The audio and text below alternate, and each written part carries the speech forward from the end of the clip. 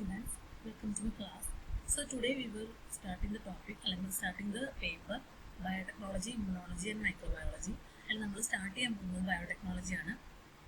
Okay, so biotechnology it is the fusion of biology and technology. Simply biology and technology fusion biotechnology or deals with the exploitation of biological agents or their components for generating useful products. Useful products biological agents and components exploit. Okay, so detailed biotechnology introduction seminar history branches of biotechnology seminar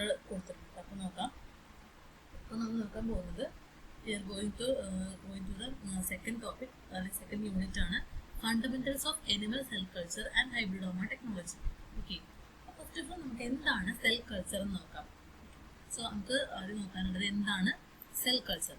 So cell culture it is a complex process by which cells are grown under controlled conditions on a suitable nutrient medium. Okay, controlled conditions. Okay, lab clinical condition controlled conditions suitable nutrient medium cells grow cell culture. Okay, a complex process cells grow under controlled conditions and on a suitable nutrient medium. Okay, and the foundations lay the 19th century by Joly, Harrison and Alexis Carrel. Okay, cell culture cells choose tissues tissues dispersal cells tissues enzymatic mechanical disperse individual cells isolated. Okay, so the freshly isolated cell cultures are called primary cultures. So primary cultures secondary culture. So primary culture and secondary culture. So freshly cells isolated tissue primarily fresh isolated cell culture primary cultures. A culture derived directly from a tissue and the primary culture. Okay, clear? Primary culture freshly tissue fresh isolated cells primary culture. Okay, the most normal untransformed cells survive and proliferate to produce primary culture. Okay, primary tissue culture cells derived a primary cell culture may be obtained either by allowing the cells to migrate out from a tissue which is adherent to substrate or by disaggregating tissue. Substrate tissue cells isolated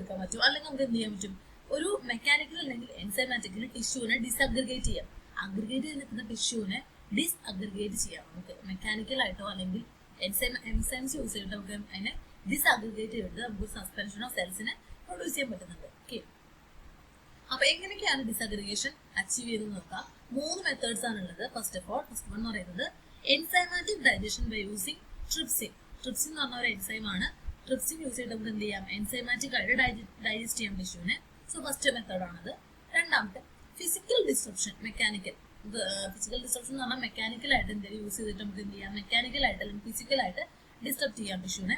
Third one, treatment with chelating agents like EDTA.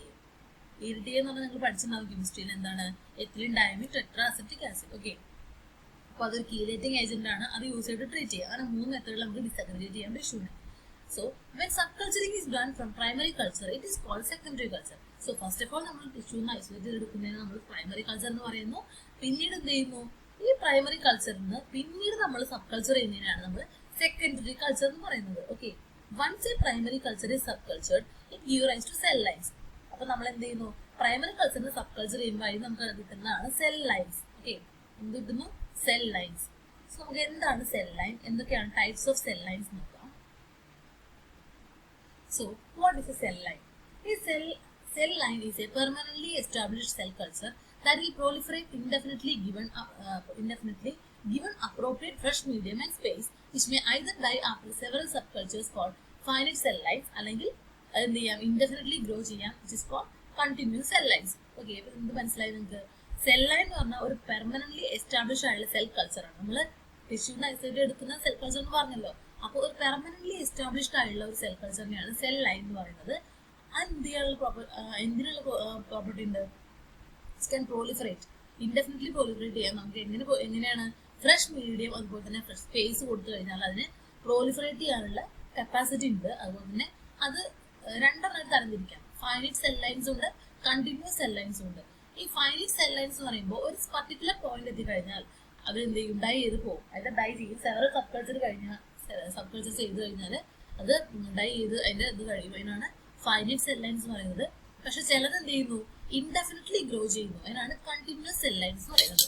Okay, അപ്പൊ അങ്ങനെ രണ്ട് തരം cell lines ഉണ്ട്, finite and continuous. Okay, then continuous cell lines എന്ന് പറയുമ്പോൾ derived from surviving cells of a primary cell culture. ഒരു primary cell കൾച്ചറിലുള്ള surviving സെൽസിനാണ് കണ്ടിന്യൂസ് സെൽ ലൈൻസ് എടുക്കുന്നത്. Finite cell lines grow through a limited number of cell generations and have a limited life. Finite എന്ന് പറയുമ്പോൾ term തന്നെ finite, infinite അല്ല, finite ആണ്. അപ്പൊ എന്താണ്? അവരെന്ത് ചെയ്യുന്നു? Through limited number of cell ജനറേഷൻസിലൂടെ എന്ത് ചെയ്യുന്നു? ഗ്രോ ചെയ്യുന്നു. അവർക്ക് ലിമിറ്റഡ് ലൈഫ് മാത്രമാണ് ഉള്ളത്. And the characteristic of finite cell lines are anchorage dependent. If finite cell lines കുറച്ച് characteristics ഉണ്ട്, which means anchorage dependent ആണ്. ഓക്കെ, അതുപോലെ തന്നെ കോണ്ടാക്ട് ഇൻഹിബിഷൻ മീൻസ് എന്താണ്? Inhibition of further cell growth after reaching the wall of the container. ഒരു കണ്ടെയ്നറിലാണെങ്കിൽ അതിന്റെ വോളിൽ എത്തിക്കഴിഞ്ഞാൽ, വോളിൽ എന്താണ് റീച്ച് ചെയ്ത് കഴിഞ്ഞാൽ അതിന്റെ ഗ്രോത്ത് അവിടെ ഇൻഹിബിറ്റ് ചെയ്യും. അതാണ് കോണ്ടാക്ട് ഇൻഹിബിഷൻ എന്ന് പറയുന്നത്. അതുപോലെ തന്നെ ഡെൻസിറ്റി ലിമിറ്റേഷൻ. ഈ മൂന്ന് കാര്യങ്ങൾ ക്യാരക്ടറിസ്റ്റിക്സ് ആണ് ഫൈനൈറ്റ് സെൽ ലൈൻസിന്റെ ക്യാരക്ടറിസ്റ്റിക്സ് ആണ്. എന്ത്? ആങ്കറേജ് ഡിപെൻഡന്റ് ആണ്, കോണ്ടാക്ട് ഇൻഹിബിഷൻ ഉണ്ട്, അതുപോലെ തന്നെ ഡെൻസിറ്റി ലിമിറ്റേഷൻ. സോ എന്താണ് കണ്ടിന്യൂസ് സെൽ ലൈൻസ്? അതിന്റെ പ്രത്യേകത എന്തൊക്കെയെന്ന് നോക്കാം. കണ്ടിന്യൂസ് സെൽ ലൈൻസ് എന്ന് പറയുമ്പോൾ they are obtain either from transformed cell lines in vitro അല്ലെങ്കിൽ ക്യാൻസറസ് സെൽസ്. ക്യാൻസറസ് സെൽസിന് കിട്ടുന്നതാണ്, അല്ലെങ്കിൽ എന്താണ് ട്രാൻസ്ഫോംഡ് സെൽ ലൈൻസ് എന്നാണ് എന്ത് പറയുന്നത് കിട്ടുന്നത്, കണ്ടിന്യൂസ് സെൽ ലൈൻസ് കിട്ടുന്നത്. അവരുടെ പ്രോപ്പർട്ടി എന്താണെന്ന് വെച്ചാൽ ദേ ഡിവൈഡ് റാപ്പിഡ്ലി ഡിവൈഡ് ചെയ്യുന്നുണ്ട്. അതുപോലെ തന്നെ അവരുടെ ജനറേഷൻ ടൈം എന്ന് പറയുന്നത് 12 to 14 hours ആണ്. ദേ ഹാവ് നോ, അവർക്ക് മറ്റേ കോണ്ടാക്ട് ഇൻഹിബിഷൻ ഇല്ല, ആങ്കറേജ് ഡിപെൻഡൻസ് ഇല്ല, അതുപോലെ തന്നെ റെഡ്യൂസ്ഡ് ഡെൻസിറ്റി ലിമിറ്റേഷൻ ആണുള്ളത്. നമ്മൾ പറഞ്ഞില്ല നേരത്തെ, ഒരു ഡെൻസിറ്റി കണ്ടെയ്നറിലാണെങ്കിൽ അതിന്റെ വോളിൽ എത്തിക്കഴിഞ്ഞാൽ കോണ്ടാക്ട് ഇൻഹിബിഷൻ വഴി മറ്റേ ഫൈനൈറ്റ് സെൽ ലൈൻസ് ആണെങ്കിൽ അവിടെ ഗ്രോത്ത് സ്റ്റോപ്പ് ചെയ്യുന്നു. അങ്ങനത്തെ പ്രശ്നമൊന്നുമില്ല. പിന്നെ അതുപോലെ തന്നെ they show enhanced growth and proliferation due to rapid growth rate. അതായത് ഗ്രോത്ത് റേറ്റ് കൂടുതലാണ്. Different cell shape and organisation of microfilaments ഒക്കെയാണ് കണ്ടിന്യൂസ് സെൽ ലൈൻസിൽ ഉള്ളത്. Existence of altered ploidism, that is aneuploidy or heteroploidy due to altered chromosome നമ്പറും കാണുന്നുണ്ട്. Okay, ഇനി cell cultures may contain 3 types of cells. ഈ cell കൾച്ചറിൽ 3 തരം cells കാണുന്നുണ്ട്. They are stem cells, precursor cells and differentiated cells. അപ്പൊ എന്താണ് stem cells എന്ന് പറഞ്ഞാൽ? സ്റ്റെം സെൽസ് എന്ന് പറഞ്ഞാൽ അൺഡിഫറൻഷിയേറ്റഡ് സെൽസ് ആണ്, which can differentiate into several kinds of cells. ഏതൊരു സെല്ലായിട്ടും അല്ലെങ്കിൽ സെവറൽ കൈൻഡ്സ് ഓഫ് സെൽസ് ആയിട്ട് ഡിഫറൻഷിയേറ്റ് ചെയ്യാനുള്ള കപ്പാസിറ്റി ഉള്ള സെൽസിനാണ് നമ്മൾ എന്ത് പറയുന്നത്? സ്റ്റെം സെൽസ് എന്ന് പറയുന്നത്. ഓക്കെ, സോ നെക്സ്റ്റ് എന്താണ് പ്രീകഴ്സർ സെൽസ്? പ്രീകഴ്സർ സെൽസ് എന്ന് പറഞ്ഞാൽ they are derived from stem cells and are committed to differentiation but not yet differentiated. Precursor cells എന്ന് പറഞ്ഞിട്ടുണ്ടെങ്കിൽ സ്റ്റെം സെൽസ് നമ്മൾ ഡിറൈവ് ചെയ്തെടുക്കുന്ന സെൽസ് ആണ്. അവർക്ക് എന്താണ്? അവർ ഡിഫറൻഷിയേഷന് കമ്മിറ്റഡ് ആണ്, പക്ഷെ ഡിഫറൻഷിയേറ്റഡ് അല്ല. ഓക്കെ, അപ്പോൾ സ്റ്റെം സെൽസ് എന്ന് പറഞ്ഞാൽ എന്താ? അവര് ഏതൊരു കൈൻഡ് ഓഫ് സെല്ലായിട്ട് മാറാൻ അല്ലെങ്കിൽ സെവറൽ കൈൻഡ് ഓഫ് സെല്ലായിട്ട് മാറാൻ ഉള്ള എബിലിറ്റി ഉള്ളതാണ് സ്റ്റെം സെൽസ്. ഓക്കെ, പ്രിക്കഴ്സർ സെൽസ് എന്ന് പറഞ്ഞാൽ സ്റ്റെം സെൽസ് ഡിറൈവ് ചെയ്തെടുക്കുന്നതിനാണ് പ്രിക്കഴ്സർ സെൽസ് എന്ന് പറയുന്നത്. ഇനി അടുത്തത് ഡിഫറൻഷിയേറ്റഡ് സെൽസ്. ഡിഫറൻഷിയേറ്റഡ് സെൽസ് എന്ന് പറഞ്ഞാൽ ഹൈലി സ്പെഷ്യലൈസ്ഡ് സെൽസ് ആണ്. Usually do not have the capacity to divide. അവർക്ക് ഡിവൈഡ് ചെയ്യാനുള്ള കപ്പാസിറ്റി ഉണ്ടാവില്ല. സ്പെഷ്യലൈസ്ഡ് ആയുള്ള സെൽസ് ആണ് ഡിഫറൻഷിയേറ്റഡ് സെൽസ് എന്ന് പറയുന്നത്. ഇനി cell cultures can be grown as monolayers or as suspension cultures. Cell cultures grow ചെയ്യുന്ന പറഞ്ഞപ്പോൾ അത് 2 തരത്തിൽ ഗ്രോ ചെയ്യാം. ഒന്ന് മോണോലെയേഴ്സ് ആയിട്ട്, അല്ലെങ്കിൽ രണ്ടാമത്തെ സസ്പെൻഷൻ കൾച്ചേഴ്സ് ആയിട്ട്. Monolayer cultures are anchorage dependent ആണ്. That is they need a surface or substrate to adhere to. Monolayer culture എന്ന് പറയുമ്പോൾ അവർക്ക് എന്താണ്? ആങ്കറേജ് ഡിപെൻഡന്റ് ആണ്. അവർക്ക് ഒരു സബ്സ്ട്രേറ്റ് വേണം. അത് ഗ്രോ ചെയ്യണമെങ്കിൽ ആങ്കർ ചെയ്യാൻ സബ്സ്ട്രേറ്റ് വേണം, അല്ലെങ്കിൽ സർഫസ് വേണം. Okay, so that they are able to proliferate. അപ്പൊ മാത്രം അവർക്ക് പ്രൊലിഫറേറ്റ് ചെയ്യാൻ പറ്റുന്നുള്ളൂ. ബട്ട് ആ സബ്സ്ട്രേറ്റ് എന്തൊക്കെ ആയിരിക്കാം? ഒന്നുകിൽ അത് എന്താവാം? ഗ്ലാസ് ആവാം, അല്ലെങ്കിൽ ഗ്ലാസ്, അതായത് പൈറക്സ് പോലുള്ള ഗ്ലാസ് ആവാം, plastics, polystyrene, polyethylene, PVC, Teflon അങ്ങനത്തെ പ്ലാസ്റ്റിക് ആവാം, മെറ്റൽസ് ആവാം, സ്റ്റെയിൻലെസ് സ്റ്റീലോ ടൈറ്റാനിയോ അങ്ങനത്തെ മെറ്റൽസ് ആവാം ഒക്കെ ആവാം. ഓക്കെ, സസ്പെൻഷൻ കൾച്ചേഴ്സ് എന്ന് പറയുന്നത് എന്താണ്? ദേ ആർ ആങ്കറേജ് ഇൻഡിപെൻഡന്റ് ആണ്. അവർക്ക് ഒരു സർഫേസ് ആവശ്യമില്ല. ആങ്കറേജിന് വേണ്ടി സർഫേസോ സബ്സ്ട്രേറ്റോ ഒന്നും ആവശ്യമില്ല. അതുപോലെ തന്നെ they are able to grow in layers of several self thick ആയിട്ട് ഗ്രോ ചെയ്യാനുള്ള എബിലിറ്റി ഉണ്ട്. And grown in liquid media and this different types. അവർ ലിക്വിഡ് മീഡിയയിലാണ് ഗ്രോ ചെയ്യുന്നത്. അത് ഡിഫറെന്റ് ടൈപ്സ് ഉണ്ട്. ആ ടൈപ്സ് ഏതൊക്കെയും നോക്കാം നമുക്ക്. They are batch cultures, fed batch cultures, semi continuous batch cultures, perfusion culture and continuous flow culture.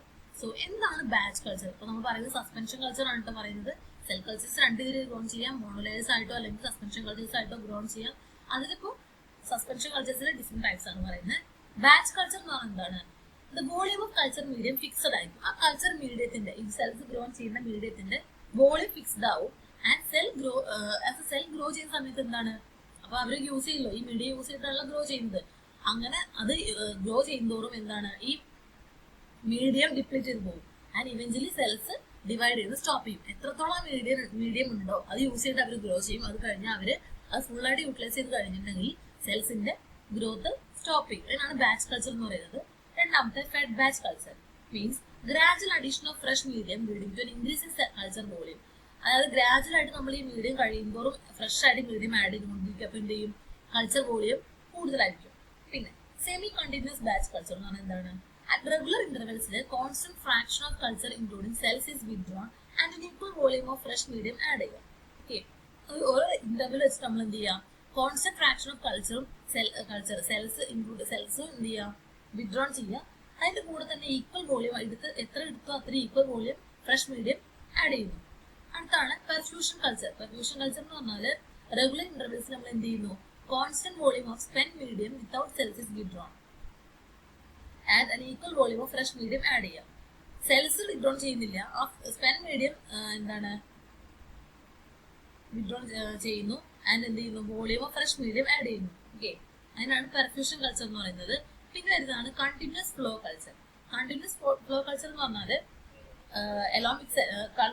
continuous withdrawal of culture along with cells and addition of equal volume of fresh medium so that the culture is maintained in a steady state. അവിടെ എന്താ ചെയ്യുന്നത്? കൾച്ചറും അതുപോലെ തന്നെ culture continuous ആയിട്ട് withdraw ചെയ്യുന്നു. അതിൽ cells ഉണ്ടാവും അതിന്റെ കൂടെ. അതുപോലെ തന്നെ ഈക്വൽ ആയിട്ട് നമ്മൾ എന്ത് ചെയ്യുന്നു? ഫ്രഷ് മീഡിയം ആഡ് ചെയ്തുകൊണ്ടേ ഇരിക്കുന്നു. ഓക്കെ, സോ ദാറ്റ് കൾച്ചർ ഒരു സ്റ്റഡി സ്റ്റേറ്റിൽ തന്നെ മെയിൻറ്റെയിൻ ചെയ്യാൻ പറ്റുന്നുണ്ട്. ഇത്രയാണ് different types of suspension cultures എന്ന് പറയുന്നത്. Depression slides with the cover slips, test tubes, carrel flasks, bottles, etc. are used for small scale cultures. നമുക്ക് സ്മോൾ സ്കെയിൽ ആയിട്ട് ഉണ്ടാക്കണം. നമുക്ക് ലാബിലൊക്കെ നമുക്ക് എന്ത് ചെയ്യാം?